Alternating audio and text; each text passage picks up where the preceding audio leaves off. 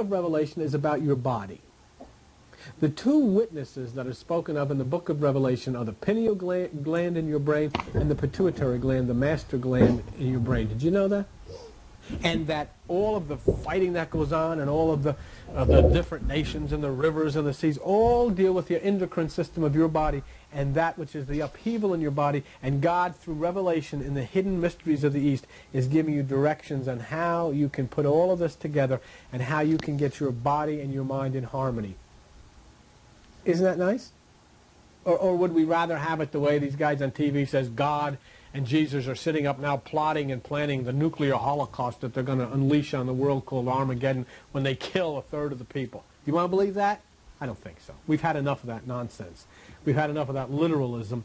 Now we want to join into the new movement of unification of the world's people, peace to the animals, peace to the forests, peace to the seas, peace to all through Christ and through this new age of love. Isn't it? I mean, doesn't that make sense? Or must we continue the drug culture and the teenage suicides and the hospitals filled, the jails filled, the insane asylums filled, the violence, the poverty, the stress, the drugs, of all of the things that are part of what we call our Christian country? I tell people in church, for God's sake, stop being a Christian. Be a Christ. Unless you have at least a minimal acquaintance with numerology, because the Bible was not written by people from Pittsburgh. The Bible was written by the ancient Eastern people, and they knew numerology. They dwelled in the numbers of the zodiac. They dwelled in all various numbers that had meanings. Let me give you a quick rundown so you get an idea what I'm talking about. Hidden meanings. The number 1 means God, the Logos. The number 2 means body and soul, you and God. The number 3 means new life, resurrection, a new beginning. Jesus was in the tomb 3 days. Jonah was in the whale 3 days. The number 4 means your fourfold nature: physical, spiritual, intellectual, emotional. Okay? The number 5 means mediation. It also means sacrifice. I'm going to show you that a little later. The number 6 means doctrines, laws, religion. Don't you remember when Jesus turned water into wine? Water can mean on the lower level emotionalism. He turned water into wine. How many jars of water did it say he turned into wine? 6. 6. In other words, he was turning the religion of the letter into that which is the movement and the divine essence of the Spirit. That's what it means, changing water into wine. Number 7 means divine intervention. Joshua walked around Jericho how many times? 7. And the walls came tumbling down. 7 means divine intervention. There are 7 nerve centers, or 7 chakras, that rise from the base of the spine to the top, which are the 7 levels which a person walks in order to find that which is the pineal or enlightenment. It's all part of the Bible. It's all part of the ancient wisdom which is covered up in numbers.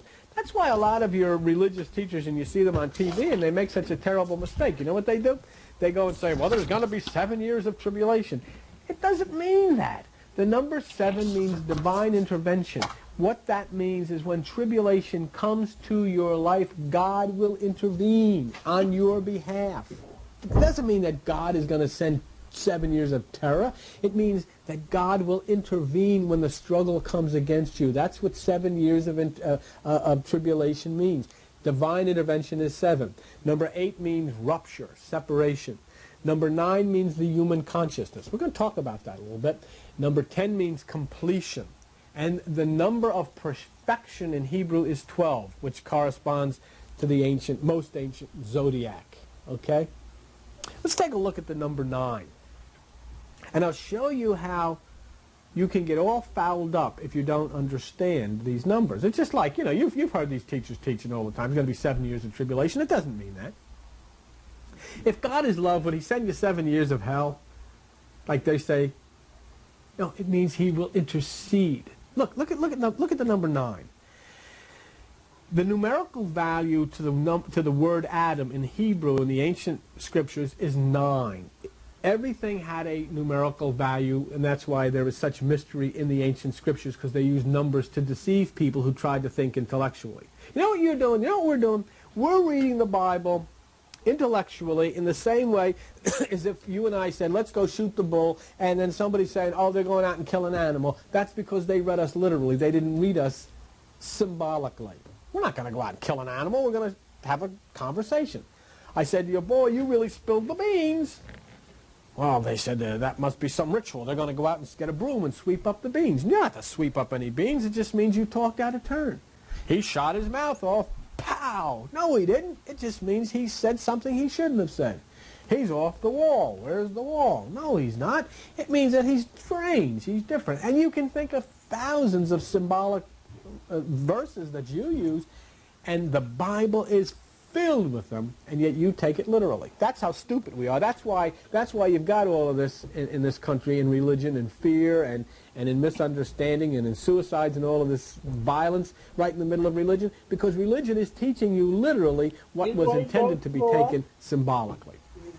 Oh, hey, you know yourself. You've read the story of Abraham and Sarah. She was 100 years old or something and had a baby, and you're taking this literally. It's not a literal story at all. It's an allegory. How do I know it? Look up Galatians 4:24. The Apostle Paul says the story of Abraham and Sarah, he says, which things are an allegory. It's a symbolic story. If the Bible says it, can't you even believe that? Galatians 4:24. But let's take a look at the number 9. The number 9 means Adam. Adam means earth. The earth means your flesh, your mind, your emotions, you know, the ego, the macho, the I will do what I think and all this kind of business, okay?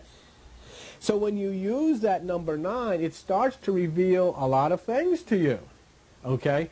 If you look in the Bible, you'll see many references to 3.5 or 42 months, 3.5 years, 42 months. It all comes out to 9. Let me show you how. You'll see it as 42 months. You'll see it as 3.5 years. You'll see it as 1,260 days, because 3.5 years is 6 months. Okay, is 3 years and 6 months. That's 42 months.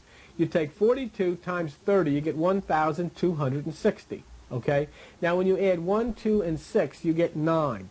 That's the number of human consciousness. That's the Bible's way of hiding from the literal and the intellectual, spiritual, significant, deep mysteries that come out of the times of Egypt and Chaldea. They deliberately did this to hide from the profane people the powers that are in the inner consciousness, because they didn't want literal people getting a hold of these mysteries and using them for their own good or to raise money the way these evangelists and TV people do. Okay, this isn't for that. This should not cost you a dime. I'll give you a symbol. Tithing. How much money have these people made taking 10% out of your pocket? Tithing has nothing whatsoever to do with money. It's symbolic. It's a hidden and what it means is you have 10% of you that is the carnal mind. 10% of you is the left side, it is the negative side, it is the carnal mind. 90% of you is the right hemisphere, which is dormant. God is saying to you, give me that 10%. Give me your ego. Give me your flesh. Give me your will. Through meditation, shut off the thoughts of the mind. You shut off the 10%, which is you. You turn on the right hemisphere, which is the 90%, which is him. You have tithed. Don't give, no, I'm not going to say, but you shouldn't give anybody 10% of anything. You should give God that 10%, which is you, by shutting off your ego and rising up into a high, beautiful consciousness with God. That's what tithing really means, giving God yourself, the 10%, the negative left side, the carnal, intellectual side. Now, let's look at the number 9. Like I said, we were going to look at the number 9. 3.5 months, 3.5 years, 42 months, they all equate to 1,260 days. If you look through the book of Revelation, you'll see all kinds of references to 3.5, 42, 1,260. They all add up to 9. So now when you have that key, that the number 9 means human consciousness, you can solve some riddles. You can solve the identity of the beast. Who is the beast? 666. Okay? Who is 666? This is the way you have to do it if you understand Eastern mysticism that wrote that. You take 6 plus 6 equals 12 plus 6 equals 18. Now you have 1, 8, 1 plus 8 equals 9. The identity of the beast is you and me, our lower carnal mind. It's the beast that rapes. It's the beast that makes wars. All of these horrible things that you read about every day in your newspaper and see every day on your television. And we can look at the beast by going into our bathroom, turning on the light, and there's a picture of the beast right over your sink. It is your lower mind. It is that part of you that threatens you, that part of you that convinces you you're not going to make it past tomorrow, that part of you that says, well, everything's okay now, but what are you going to do if, and what are you going to say when you meet so-and-so next week, and all of this stuff that keeps you rattling and shaking and all of those things within you going nuts. That's the beast. That's hell. What about those who are saved? What about those who are going to heaven? In Revelation 14, it says 144,000. That means an endless number of saved. But look at the number, 144. 1 plus 4 equals 5 plus 4 equals what? 9. 9 means consciousness. The beast is the lower consciousness. Those who are saved are the higher consciousness, the upper room, the mountain experience, meditation. When you lift yourself up above, you come into being that 144 or consciousness in the higher realm. So 9 then means consciousness, and it shows either on the lower level, which is the devil or hell of the carnal mind, on the higher level, which is the divine mind. There's an interesting way you can see how the Bible specifically shoves this in so you know, it's a tip-off from the ancient people that this is talking about consciousness. Jesus comes down and he's talking to the fellas in the boat. I'm exactly sure, I don't know whether it's in John or where, but Jesus says to the fellas in the boat, look, if you want to catch fish, cast your net over to the right side of the boat, okay? He says, if you want to catch fish, cast your net over to the right side of the boat. What Jesus is talking about is not fish. Fish means wisdom. He's not talking about the right side of the boat. He's talking about directing your energy to the right hemisphere of the mind. You do that by turning off the left side in meditation. Now, how do we know? Now that we know that the number 9 means consciousness, how do we know that Jesus is talking about consciousness and not fish? You'll see there in that scripture when Jesus says, cast your net to the right side, you'll see how many fish they caught. They caught 153 fish. Okay? 1 plus 5 plus 3 equals 9. 9 means consciousness. Therefore, Jesus is definitely saying, if you want to be filled with God's wisdom, if you want to be filled with God's understanding, if you want to be filled with God's knowledge of this universe and your place in it, then direct your energies to the right hemisphere. And Jesus told you how to do that, by taking no thought. You must meditate. You must allow your eye to be single. You focus that energy right between your eyes and your forehead, and you focus energy there, and you bring yourself above all of those thoughts which are trying to destroy you. You bring yourself up into the bliss of the heaven which is within you, and then you fill with wisdom, you fill with understanding, and you start to activate the right hemisphere of your brain which has been dormant all of your life. Look, you see the same thing in the sky. You see the same thing in nature. The sun right now, as we're sitting talking, the sun in the northern hemisphere is sitting at the right hand. It is sitting in the eastern sky. And what happens? When it sits in the eastern, or it sits in the right hand, it brings to life all that was dormant during the winter. It's symbolic too. Paul says the unseen things of God should be made manifest by the things that you can see. In other words, when the sun in the heavens sits at the right hand of power in the eastern sky, in the northern hemisphere, summer comes. Everything which was dormant during the winter is gone. Now there are flowers, now there is color, now there is new life. This is what it means. When the Son of Man, the desires of the flesh, the solar plexus is raised to the pineal, the light is at its highest, the power sits at the right hemisphere of the brain, okay? And that then brings to life all that was been dormant in your life during the winter of your soul. Doesn't it make sense? This is what it's about. This is what the hidden meanings of the Bible are about. Everything that is out is in. It is all within you and at your hands to activate it and call it into active participation in your life now. And it's never too late. If you're 8 or if you're 98, it doesn't make any difference, because once you raise your consciousness above the thoughts of the mind, there is no age. Well, it's time to take a little break here on the hidden meanings and tell you that our phone is open if you'd like to get more information. And boy, there's an awful lot of information to get, isn't there? I'd say, man, I'm telling you. Numerology. Isn't it interesting, like when you see how the ancient people used numerology and symbolisms in order to express deep spiritual truths. It's really a fascinating thing. Well, anyhow, if you'd like to call now, The telephone is 609-971-0537, and we'll send the information to you. There's nobody going to talk you into anything or sell you anything. We don't do that. Just to share the message of the new age of Christ and the new age of the Bible, to be able to understand the mysteries of the Bible by understanding symbolism. And you can get, it's just like saying, let's go shoot the bull. Well, you're not really going to go shoot a bull. And the Bible speaks the same way. Now, you can wait till the end of the show if you'd like, and, call then, and we'll get the information to you. But the phone number is 609-971-0537. Well, let's go back and listen to some more, okay? Thanks a lot for being with us. Sacrifice, because it's talking about your 5 senses. You have 5 senses: sight, taste, touch, smell, hearing. Those are the 5 senses. Those are the 5 areas of your life which get us into trouble. We either see something, woo! We either say something, bad. We either hear something, gossip. We either chase something, booze or whatever, okay? Or we either sense something, smell something. Not too often do we smell something. Well, you never know. Anyhow, the number 5 becomes mystical in that Lucifer, whom you know became Satan, Lucifer was never a person, was never intended to be a person, was never anybody by the name Lucifer. Lucifer means bright star. Okay?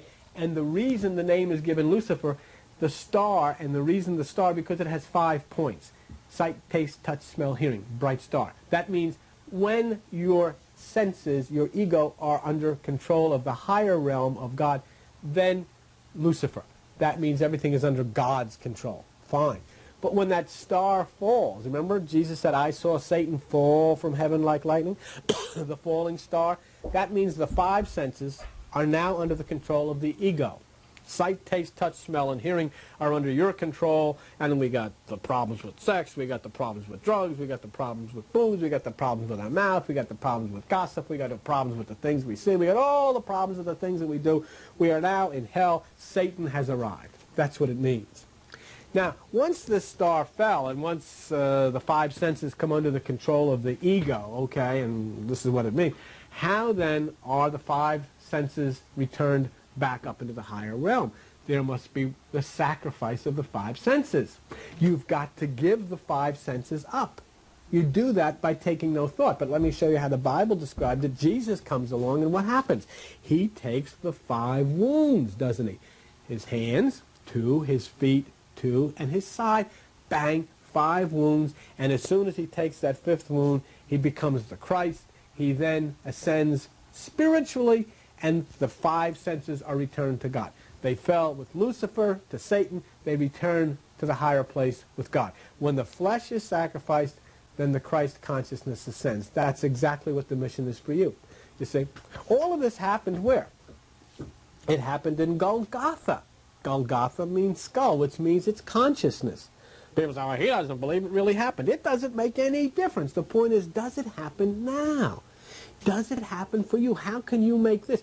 I mean, do you want to spend your life going and listening to preachers? Do you want to spend your life reading the Bible, half of which you can't relate to anyhow, 3/4 of which you can't relate to? Or do you want to now spend your life being a participant in God's universe and touching Him within you? That's the difference.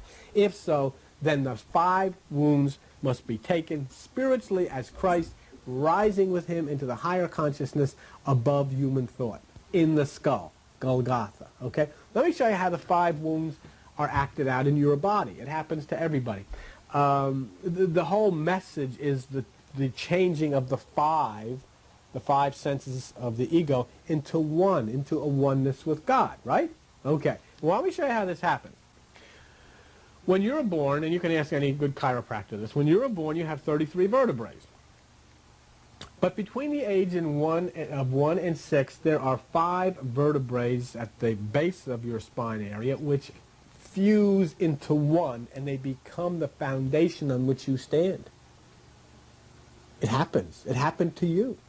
A miraculous thing happened, or not miraculous, that's a bad word, a natural thing happened to also show you, just as the sun in the sky does, what happens with Lucifer, what happens with Jesus, what happens with the 5 changing into 1. Between the age of 1 and 6, the 5 bottom vertebrae in your spine fuse together and become 1. The 5 changes into 1.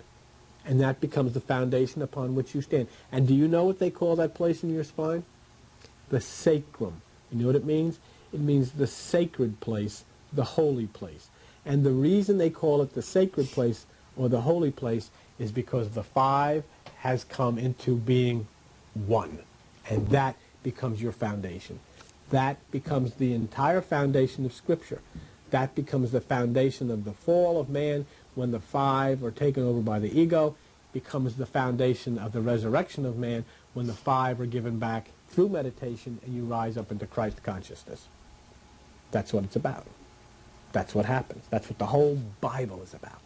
And that's why you should have at least some understanding of numerology. We have that in the little dictionary that we send out if you're interested in that, what the numbers mean. But you cannot look at the Bible and see these numbers. Every time you see the number 7 in the Bible, you can know. It's just like John Wayne in the movies. As soon as you see the number 7, you know that God has intervened. You remember that Esau and Jacob were at each other's throats, and Jacob thought Esau was going to chop his head off. But you know how you're tipped off that God is going to intervene and it's going to be peace? It says in the Bible in Genesis 33 or 34. Jacob got off of his horse, walked towards Esau, and bowed 7 times. Bingo! And then Esau came and hugged him. Right then, when he bowed 7 times, you knew it was going to be fine, because that number means divine intervention. Something from God is going to happen. I mean, Jesus expected his disciples to know that, because Jesus was talking to the disciples and they didn't understand what he was doing, and Jesus said, wait a minute, fellas, let me ask you a question. When we fed the multitudes, how many scraps or how many basketfuls were left over? And Peter said 7. 7. 7. And Jesus looked at him in the Bible and says, and you still don't understand? Don't you understand that when there is a divine intervention, this which is above the normal occurs? So you have to know numerology, and the first thing you'll know about it, in the numbers, you'll know that these people that taught you the 7 years of tribulation are nuts. It doesn't mean God's sending 7 years of trouble from anybody. It means in your trouble, he will intervene and get you out of it. Listen, well, thanks.